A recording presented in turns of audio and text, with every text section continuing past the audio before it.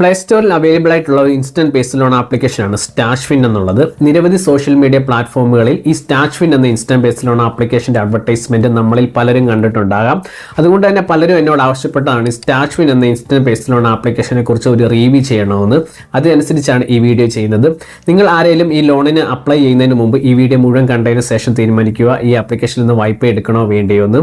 ഇന്ന് ഈ വീഡിയോയിൽ ഈ ആപ്ലിക്കേഷനിന്റെ വായ്പാ തുക, പലിശ നിരക്ക്, എങ്ങനെ തിരിച്ചടയ്ക്കാം, അല്ലെങ്കിൽ തിരിച്ചടച്ചില്ല എന്തൊക്കെ പ്രോബ്ലങ്ങൾ നേരിടേണ്ടി വരും, അതുപോലെ തന്നെ ഇതിൽ നിന്ന് വായ്പ എടുത്തവരുടെ എക്സ്പീരിയൻസ് തുടങ്ങിയവയെല്ലാം ഇൻക്ലൂഡ് ചെയ്തിട്ടുള്ള ഒരു കംപ്ലീറ്റ് ജെനുവിൻ മലയാള റിവ്യൂ ആണ് ഇന്ന് ഈ വീഡിയോയിൽ. നിങ്ങൾ ആദ്യമായിട്ടാണ് ഈ ചാനൽ സന്ദർശിക്കുന്നതെങ്കിൽ ഈ യൂട്യൂബ് ചാനൽ ഇതുപോലുള്ള അനേകം യൂസ്ഫുൾ ആയിട്ടുള്ള വീഡിയോസ് അപ്ലോഡ് ചെയ്യുന്നുണ്ട്. അതിൻ്റെയൊക്കെ നോട്ടിഫിക്കേഷൻ നിങ്ങളിലേക്ക് എത്തണമെങ്കിൽ ഇപ്പോൾ തന്നെ സബ്സ്ക്രൈബ് ചെയ്യും, തൊട്ടടുത്തുള്ള ബെൽ ബട്ടൺ എനാബിൾ ചെയ്യുക. എൻ്റെ പേര് ക്ലിൻസ് രാജ് മണിവള്ളിയിൽ. Welcome to my channel. ഈ ആപ്ലിക്കേഷൻ വാഗ്ദാനം ചെയ്യുന്നത് 18 വയസ്സിന് മുകളിൽ പ്രായമുള്ളവർക്ക് 1000 രൂപ മുതൽ 5 ലക്ഷം രൂപ വരെ ഒരു രീതിയിലുള്ള ഈടോ ജാമ്യം നൽകാതെ ഇൻസ്റ്റന്റ് പേഴ്സണൽ ലോൺ നൽകുമെന്നാണ്. തിരിച്ചടവ് കാലാവധിയായിട്ട് 3 മുതൽ 36 മാസം വരെ കാലാവധി ലഭിക്കും. അതുപോലെ തന്നെ ഇതിന്റെ വാർഷിക പലിശ നിരക്ക് ഇവർ പറയുന്നത് 11.99% മുതൽ 59.99% വരെയാണ്. അപ്പോൾ നമ്മൾ മനസ്സിലാക്കേണ്ട കാര്യം, ഇൻസ്റ്റന്റ് പേഴ്സണൽ ലോൺ ആപ്ലിക്കേഷനുകൾക്കെല്ലാം ഇതുപോലെ പലിശ കൂടുതലായിരിക്കും. അതൊരു വാസ്തവമാണ്. നമ്മൾ അംഗീകരിച്ച് മുന്നോട്ട് പോവുക. ഏതൊരു ഇൻസ്റ്റന്റ് പേഴ്സണൽ ലോൺ ആപ്ലിക്കേഷനും നിയമപരമാണോ എന്ന് നമ്മൾ ചെക്ക് ചെയ്യേണ്ടത് ഈ ആപ്ലിക്കേഷൻ മുഖേന ഏത് കമ്പനി അല്ലെങ്കിൽ ആരാണ് നമുക്ക് വായ്പ നൽകുന്നത് എന്ന് ചെക്ക് ചെയ്യുക. അങ്ങനെ ചെക്ക് ചെയ്തപ്പോൾ നമുക്ക് മനസ്സിലായത് അക്കാര സർവീസ് പ്രൈവറ്റ് ലിമിറ്റഡ് എന്ന ഒരു നോൺ ബാങ്കിങ് ഫിനാൻഷ്യൽ കമ്പനിയാണ് നമുക്ക് വായ്പ ലഭ്യമാകുന്നത്. ഈ നോൺ ബാങ്കിങ് ഫിനാൻഷ്യൽ കമ്പനി എന്ന് പറയുന്നത് ഒരു RBI ലൈസൻസ്ഡ് NBFC ആണ്. നോൺ ബാങ്കിങ് ഫിനാൻഷ്യൽ കമ്പനിയാണ്. ഇവർക്ക് വായ്പ നൽകാനും അതുപോലെ തന്നെ വായ്പയിൽ നിന്ന് പലിശ ഈടാക്കാനും അധികാരം റിസർവ് ബാങ്ക് ഓഫ് ഇന്ത്യ നൽകിയിട്ടുണ്ട്.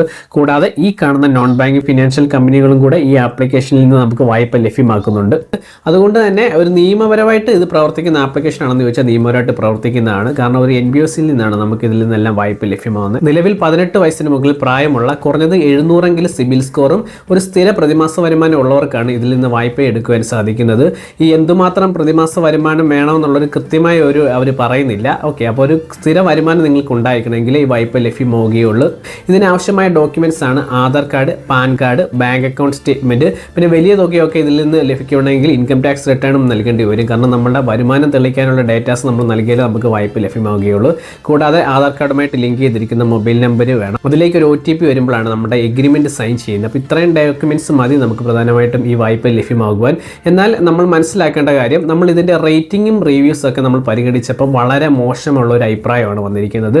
വെറും 3.8 റേറ്റിംഗ് മാത്രമേ നിലവിൽ ഈ ആപ്ലിക്കേഷന് പ്ലേ സ്റ്റോറിലുള്ളൂ. അതുമല്ല മൊത്തത്തിൽ ഒരു നല്ല അഭിപ്രായം ഈ ആപ്ലിക്കേഷനില്ല. അതിന് കാരണം എലിജിബിലിറ്റി ക്രൈറ്റീരിയ എല്ലാം നിങ്ങൾ മീറ്റ് ചെയ്യുന്നുണ്ടെങ്കിൽ, അതായത് നിങ്ങൾക്ക് സിബിൽ സ്കോർ ഉണ്ട്, അതുപോലെ ഒരു പ്രതിമാസ വരുമാനമുണ്ട് എങ്കിലും നിങ്ങൾ അപേക്ഷിച്ച് കഴിഞ്ഞാൽ നിങ്ങൾക്ക് വായ്പ ലഭ്യമാകുന്നില്ല. പലർക്കും വായ്പ ലഭ്യമാകുന്നില്ല. കൂടാതെ ആദ്യമേ വെരിഫിക്കേഷൻ എന്ന് പറഞ്ഞ് ചിലരിൽ നിന്ന് ഇവർ 250 രൂപ വാങ്ങും. 250 രൂപ വാങ്ങിയതിന് ശേഷം നമുക്ക് ലോൺ കിട്ടാത്ത ഒരവസ്ഥ ഉണ്ടാകുന്നത്.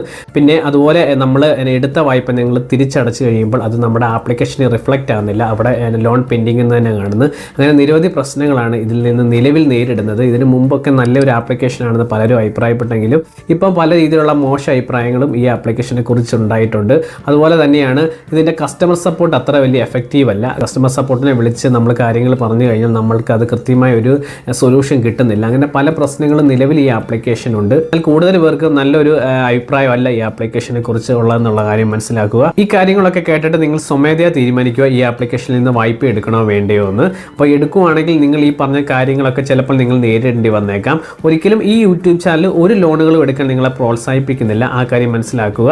നിങ്ങൾ വായ്പ എടുക്കുന്നുണ്ടെങ്കിൽ നിങ്ങളുടെ സ്വന്തം റിസ്കിൽ മാത്രം വായ്പ എടുക്കുക. ഈ ആപ്ലിക്കേഷനിൽ നിന്ന് ആരെങ്കിലും വായ്പ എടുത്തിട്ടുണ്ടെങ്കിൽ അവരുടെ അനുഭവം ഈ വീഡിയോയുടെ കമന്റ് ബോക്സിൽ പോസ്റ്റ് ചെയ്യുക. പലർക്കും അത് ഉപയോഗപ്രദമായിരിക്കും. എങ്കിൽ പിന്നെ പുതിയൊരു വീഡിയോയുമായി അടുത്ത എപ്പിസോഡിൽ കാണാം.